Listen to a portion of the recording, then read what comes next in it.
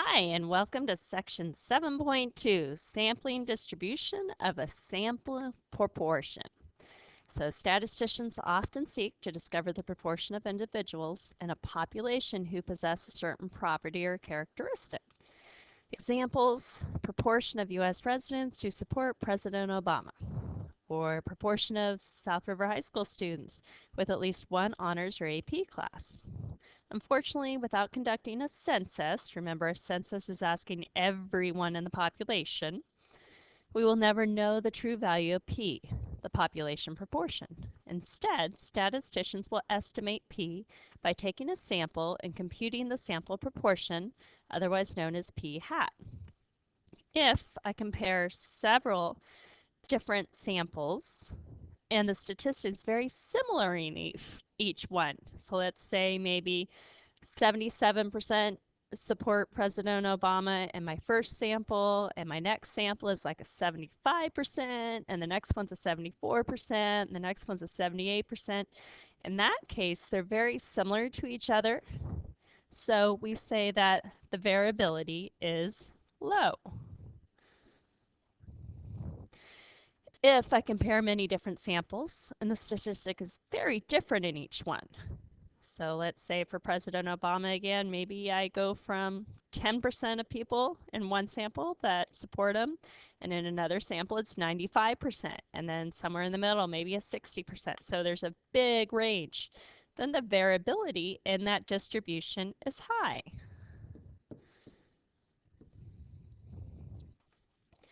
The sampling distribution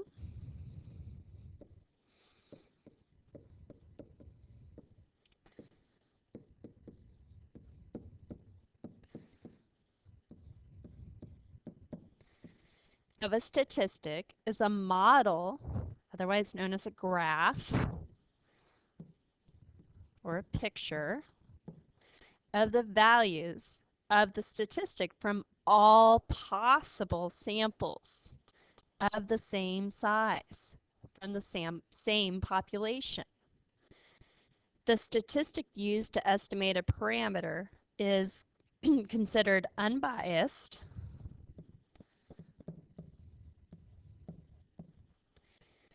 if the mean of its sampling distribution is equal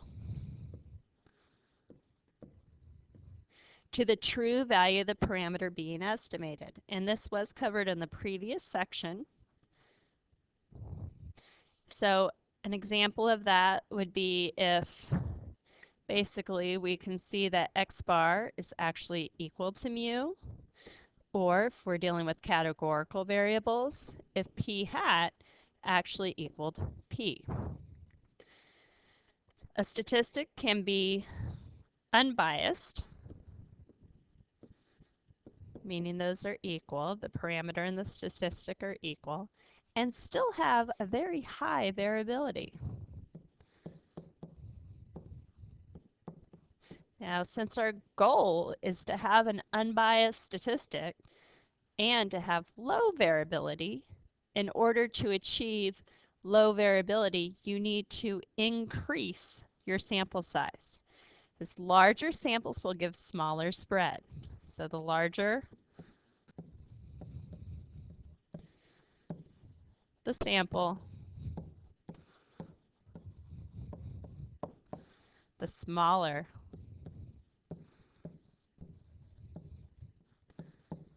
the spread. And you'll hear me repeat that over and over. We're actually doing an activity with the central limit theorem and our pennies to illustrate that. Suppose that 22% of the students at South River High School are seniors. So since we're being told that, this 22% is actually a parameter. It's P.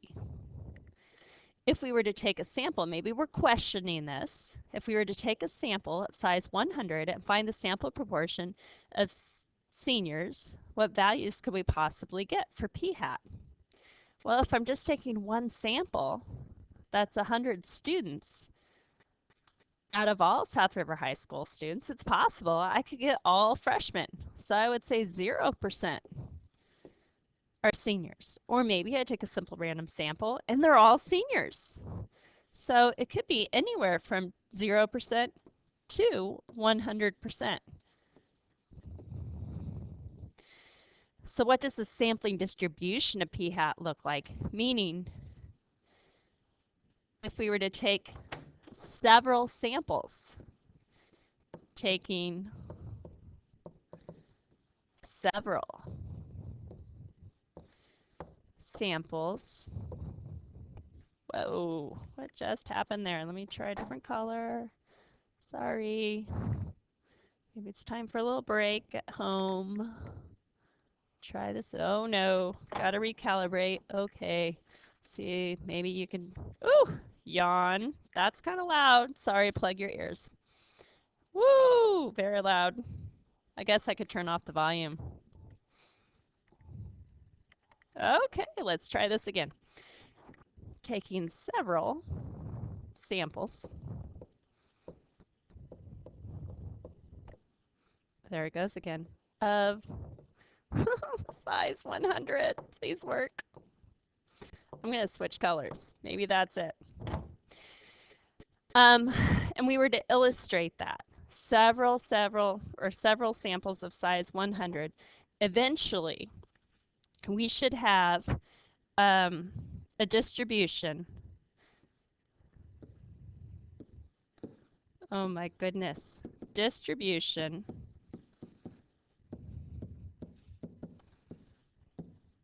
should be approximately normal.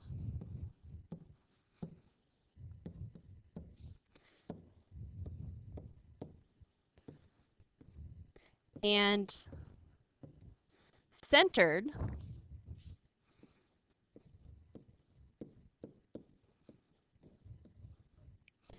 at p equal to 0.22, meaning that even though I'm getting these different proportions of the proportion of amounts of proportions of seniors, the more I take simple random samples of size 100 over and over again and I start plotting them, yeah, we might have some way down here and we might have one or two way over here, but the more that I take, we'll see that the center really does fall at around 0.22. In class, we're doing this with poker chips, where I'm asking students to reach into the blue bucket, pull out 10 poker chips, and count the number of red ones. There's both red and white in the bucket. And then they're plotting the proportion of red poker chips that they find. The distribution of sample proportions will appear to be roughly unimodal.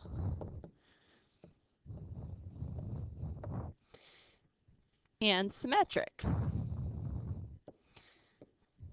Now the beauty in this is it takes us back to the normal curve. Hopefully with this next slide things will get more on target here. Sorry for the sloppiness.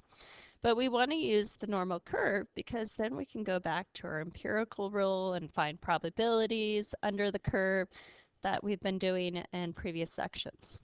So in order to use and apply the normal model, two different assumptions, or otherwise known as conditions, have to be met. The assumption for the first one is that the values are independent of each other. So if in the problem they tell you that they took a simple random sample, or if they even say that the sample was randomly chosen, that's enough. Oops, sorry, plug your ears again.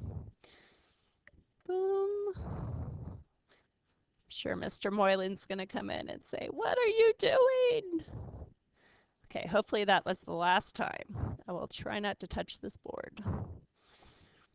Okay, so if the problem states that a random sample was taken, you could just write down to meet this condition, hey, they took a random sample, so the values are independent. What the students are saying or being a senior or not from one student to the next is independent.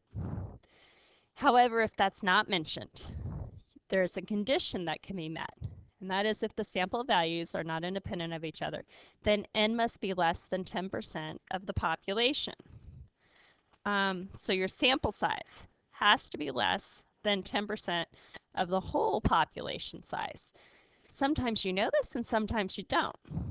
if you don't know this, then the beauty in statistics, we will assume it. We can always say we assume that our sample size is less than 10% of the population. The book also uses a reverse written explanation for this condition, and you'll see it in other places. It doesn't matter which one you use, but they instead will say that the population has to be at least 10 times greater than the sample. Or the population, oh, it's just over on this little area. Maybe I shouldn't write on this side of the board. Is at least 10 times the sample size.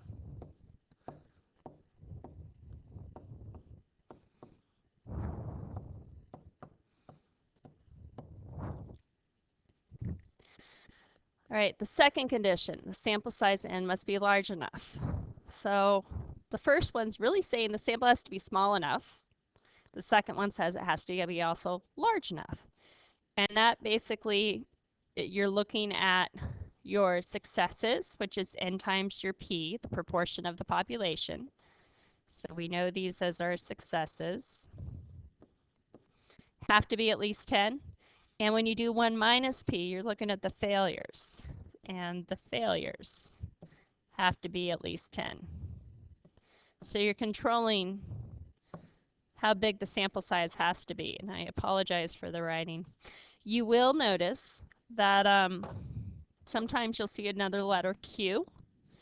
And if you see Q anywhere, you do not have to use it, but it just simply means 1 minus p. So the two conditions may seem contradicting because yes, one's saying it has to be small enough and the other one's saying it has to be large enough. But sample size really depends on the size of p. If your p is 0.5, then you only need a sample size of 20 because when you're checking your successes and failures, 0.5 times 20 is 10. However, if your proportion is 0.01, only 1% of the population thinks this, then we'll need a sample size of at least 1,000 in order to meet that second condition. It's 0.01 times your 1,000 is 10. So the smallest possible sample size you would ever need is 20. And the further you go away from 0.5 as your proportion, the larger your sample will need to be. Sampling distribution model for proportion. Your mean, well, it's the middle of your curve. I know we call P a proportion, but it is the middle of our curve. So for categorical, we'll call the mean P. The mean is P. And to calculate your standard deviation, it's the square root of P times 1 minus P over N. And yes, you could just put this in your calculator. So those are the two values we're going to use now. And we have a practice problem. Yay, practice! According to local educational authorities, it is generally believed that the main problem with students succeeding at South River High School is that 80% of the students do not eat breakfast in the morning. A sample of 200 students is surveyed. What is the probability that over 87% of the students in this sample claim that they do not eat breakfast in the morning? Okay, remember back to pre-algebra, Algebra 1 days. Whenever you have a word problem, you read it once, read it again, circle the numbers, and underline what they mean. So, read it once. According to local educational authorities, it's generally believed that the main problem with students succeeding at South River High School is that 80%, so this is a percentage. Did this percentage come from my population or sample? That's important to know. 80% of the students at South River High School, so that must be the population they're talking about. So this is P equals 0.8. Ooh, that's a mess. And then in a sample of size 200, so 200, that's my N, is surveyed. What is the probability that over 87%? They're talking 87% of the 200 students. So that is my sample proportion p hat is 0.87. Yay! Got those numbers figured out. State what we want to know. Well, most times you can go back up to the very last line of the question. And it says, what is the probability? Right here. Oh, my goodness gracious. So I'm just going to rewrite that. I'm going to try. What do we want to know? We want to know the, let's see, if I go like that, probability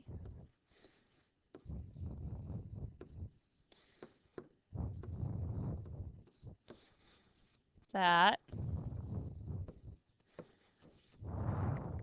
over 87% of students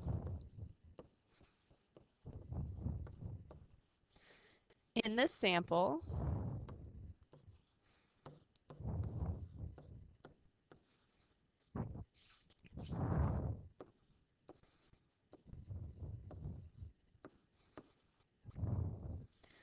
claim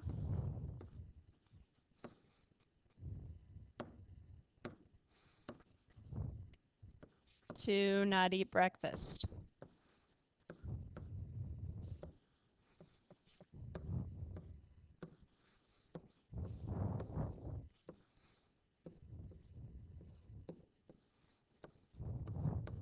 Oh, this is rough. So now I have to check the conditions. Why am I checking conditions? What do I want to be able to use? I want to be able to use something that's normal. I want to be able to use the normal model. So down here it says what sampling distribution model? I want to be able to say it's normal. I want to say approximately normal. I want to apply the normal model. So normal model comes with all those cool standard deviations, 1 standard deviation away, 2 and 3 little tricks. That's what I want to be able to use. So in order to use that, I have to check these conditions. The sample values are independent or n is less than 10% of the population. Well, reread the problem real quick. That 200, were they random? They didn't say they were random. So sometimes you can get away with saying that we'll assume the sample was random. But if it doesn't flat out say it's random, you should probably do the condition part of this and say that we assume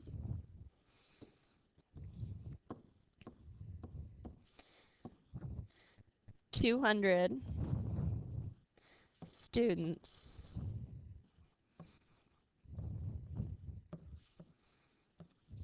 is less than 10% of the population.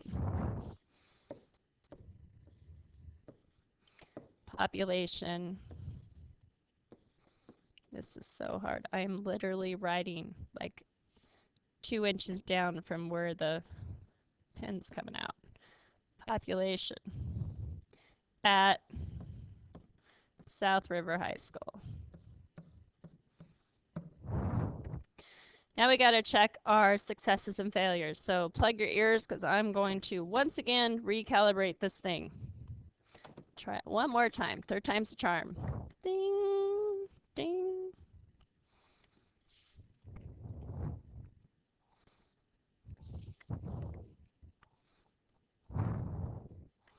Okay, keep your fingers crossed that that worked.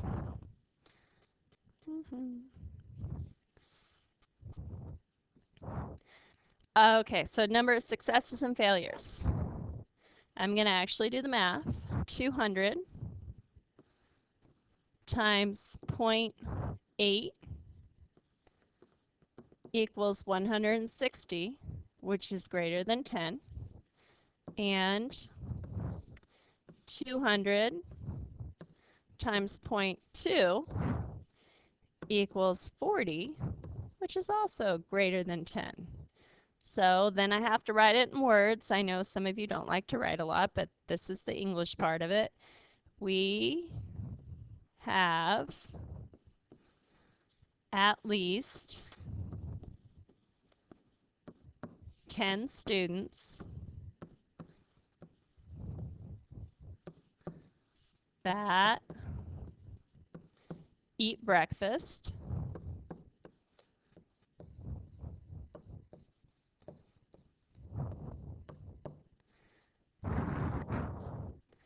and 10 that do not. So that is enough in context to satisfy those AP graders. State the parameters in the sampling distribution model. Well, our mean is going to be that proportion equal to 0.80, and standard deviation is going to be the square root of 0.8 times 0.2 divided by 200. Remember, you do get to use your calculator, so it's not a big deal. That comes out to 0.028. But we can't just write that. We've got to actually say stuff. So with the conditions met,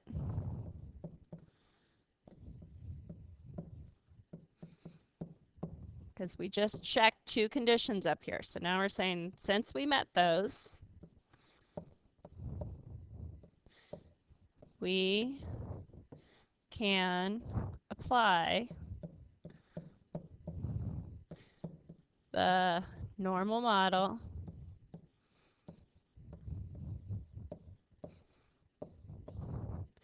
with, now I could just draw an arrow back to what I checked over here with my mean and my standard deviation, or I could get real fancy with it. Do my capital N, 0.8 for the mean, and 0.028 for my standard deviation, sigma. That is not necessary though. Now they want me to make a picture and sketch the model and shade the area we're interested in. Okay, this is kind of breaking it down. Eventually, you're not going to get all these little steps with it. This is leading you into what you should be doing. So here's our normal model. Does not have to be perfect, so don't be a critic. Sean, thinking of you. There's our mean, our middle. 0.8 goes right in there. And we know that the standard deviation is 0.028. But the one that we had in question way back when in the problem was at least 87%. So I'm going to shade above because 0.87 is higher than 0.8. And that's all they wanted on that part. However, part E is asking for your z-score. And since I drew my picture right here, rather than flipping to the next slide, I'm going to actually just find my z-score right now. So z-score has not changed. It's your value. You're looking at 0.87 minus 0.8 divided by your standard deviation. Now, since I did the math already way back up in part C, I don't have to redo it down here. Put all that nice stuff in the calculator, and I end up with a z-score of 2.5. So hopefully at some point in your brains, you're starting to think 2.5 standard deviations is above the mean.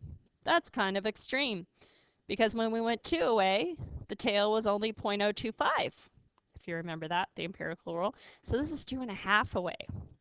We need to know the actual area, which is that probability. Technical way to write it is that capital P, that Z, is greater than 2.5, but no, you do not have to do that. I'd love to switch pens right now, but I'm scared to. To do this in our calculator, it's normal CDF. The one on your left, right here, this 0.87 is a z-score of 2.5. And something extreme going to, I could put infinity here if I really, really wanted to, but I only need to go up to 5. So it's 2.5, comma 5. I put that in the calculator and it gives me a nice little probability of 0.006. Now, of course, we're not done. To get an E for this whole part, I have to write it in context now. So we'll flip to the next slide, and it says discuss the probability in context of the question. This is where you don't have to make this hard on yourself. Go back to the last line of the actual question that I started trying to underline in red right here. It says, what is the probability that over 87%? I'm going to just use that and rewrite it. Done all this work. Take the easy way out now. So I'm just going to write that there is approximately, I always use approximately, we're never certain with anything in statistics, a 0.6% chance that over 87% of the students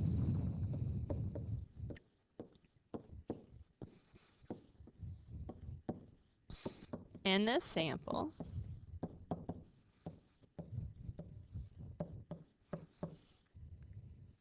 will claim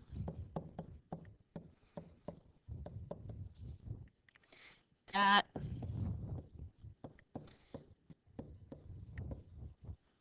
they do not eat breakfast in the morning.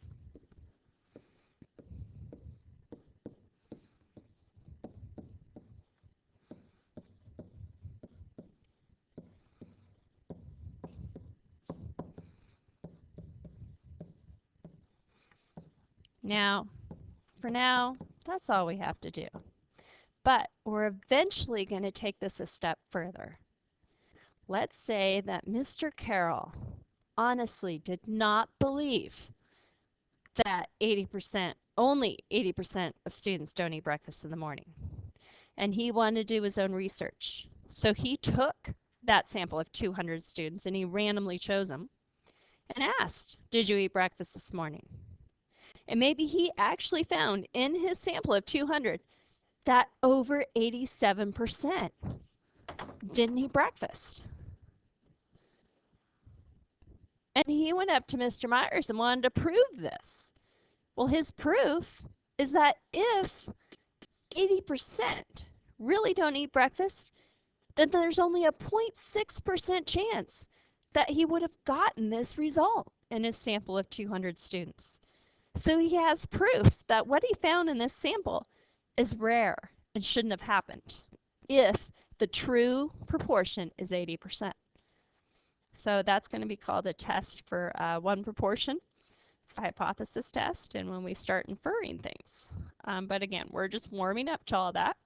The next section actually starts talking about quantitative data.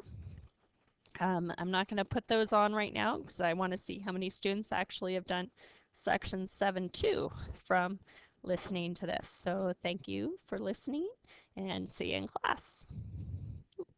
Need to get out of here though. Oh no. Did I stop recording? There it is. 28 minutes. Oh no. Hopefully it's not past your bedtime. Stop.